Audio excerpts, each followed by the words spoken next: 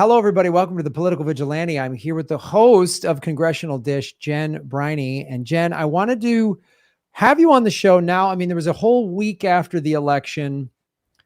We're waiting to see, who actually won. And I think might even still be a runoff now in Georgia. But something really interesting happened in this election that I really want to get your take on, which is there was going to be this red wave. It did not happen.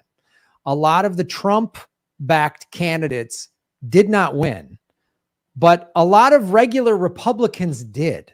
So it seemed interesting to me. I was talking to JB Updike, who's been on the show before, who runs open primaries, and he's, it's a very nonpartisan organization. And he made a great point. He goes, Graham, and independents they're saying independents are the reason why there wasn't a red wave, because what the independents did is they said, we're not voting for the conspiracy theory, QAnon, January 6th, whatever Republicans, but the regular Republicans that are just sort of like conservatives or whatever, they won. They crushed the Democrats in many areas. DeSantis in the state of Florida is a great example of how he wiped that state up. And there's several questions like, does Trump not have as much control over the Republican Party anymore? It's really setting it up for a big battle now between DeSantis and Trump and whoever else now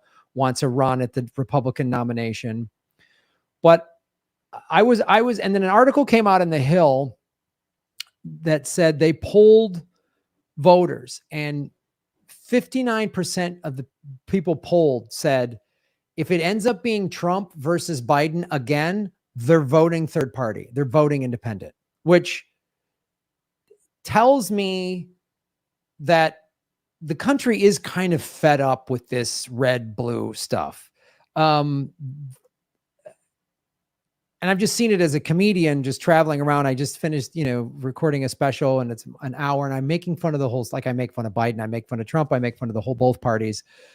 And I did it in, Madison, Wisconsin, very liberal town. They loved it. The next night I was in Waterford, Michigan, which is a MAGA, area of Michigan. They loved it. Nobody complained. No, neither spectrum, nobody complained. So I guess in seeing all of this information, and you as somebody who follows this very closely, how do you see the results of these midterms? How do you see this playing out over the next 2 years leading up to the presidential election? So here's the problem with me. I don't really pay that much attention to the campaigns and the horse race. And it's really weird for me to be doing this job and to feel so disconnected from that, because what I'm preparing for the next 2 years is the Republican policies that they put out in very detailed policy proposals. That's what I read. And so I'm kind of preparing myself for the job they intend to do.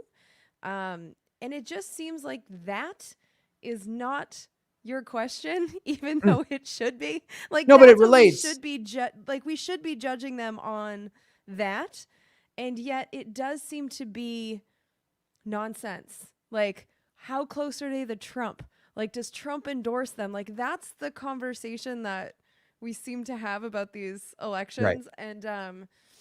And so I don't really know if what I'm paying attention to is even going to be a factor in the next 2 years. It's very frustrating, because I'm preparing for them to, do some investigations, which I think some of them might be quite useful. They're definitely going to be investigating Hunter Biden, and I think it really sucks for him because he's a drug addict and this is going to be terrible for him. But when it comes to the 2024 election, we're going to find some things out about the Biden family, especially in Ukraine, that I think could be very, very interesting. And if it's allowed to be on the internet, could affect the 2024 election. So I see the Republicans taking power. I think that could be an effect on the upcoming election. But why people vote the way they do, it's baffling to me, because it's so disconnected from the job they do in governing. It's crazy, because what I actually witnessed in the last 2 years, I've been doing my show now for 10 years, And this was the first 2-year Congress where I got to see what the Democrats do when they have full power. I've seen the Republicans, now I've seen the Democrats. I was actually quite pleased with some of the things the Democrats did. And so you would think that if we were paying attention to the governing, we would be rewarding good governance. And yet the House Republicans took over, and we have a real crazy crop that are going to be taking over our House of Representatives in the next 2 years. So it's just so disconnected from governing that I don't really know how to answer that question, because I'm just I'm not in that world. No, but it very much relates, because, and I think you actually bring up very excellent points here, because I think this is the problem with American politics is I would call it a deliberate disconnect. I think there's a narrative that the corporate media puts out. The Republicans are this, the Democrats are that, and the American public, I have empathy for them up to a point of like, well, we've all been propagandized, but then they seem to just not see the insanity of, and this is probably what is pushing their voting, rather than paying attention to the details of the laws and bills that have been passed, which is they just go, well,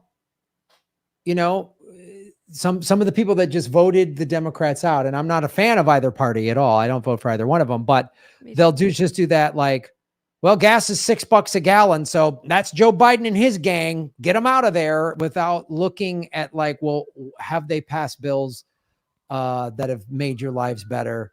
And I feel like, I mean, I'm a big old lefty, so I feel like the Democrats have done not enough. If the Democrats would have just said, hey, here's, we're in the middle. When Joe Biden took over, he would have said, we're in the middle of a pandemic. Everybody gets Medicare for all. And we're going to just wipe out student debt, because 85% of student debt is federally backed, so that I can just do that with the swipe of a pen.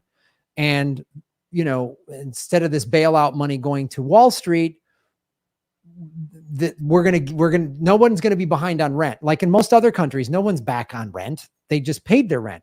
So had they done those like big ticket item gestures, which would have impacted people's lives on a daily basis, people would have said, oh, there's no way I'm voting against the Democrats, because look what they did. Biden came into power and they made everything better. But because they don't do the big things, and you can get into a second and explain to us some of the smaller things, or the things you've been paying attention to that you think the Democrats have done that are better, we're sort of left with this. When Trump was in office, oh, we got to get him out of there, he's horrible. Biden's in office, oh, we got to get him out of there, he's horrible. Like, it's just sort of what this football keeps getting kicked back and forth between these two awfully corrupt parties that really don't serve the American people. They basically serve their donors. Hey, everybody, thanks for watching. We are still in our 9th month of demonetization from YouTube. So support what we're doing at patreon.com/Graham Elwood or rockfin.com/Graham Elwood, which is a blockchain cryptocurrency platform. It's free to sign up, and there's a premium level at $10 a month. And for that, you get everybody on the platform's premium content. Myself, Lee Camp, Ron Placone, Jimmy Dore, Whitney Webb, Kim Iverson, Abby Martin, and many, many others. You can also support what we're doing at Venmo at Graham-Elwood, and go to GrahamElwood.com. We have a PayPal button and a PO box. I also have crypto wallets, which are all in the show notes. Thanks for supporting what we do.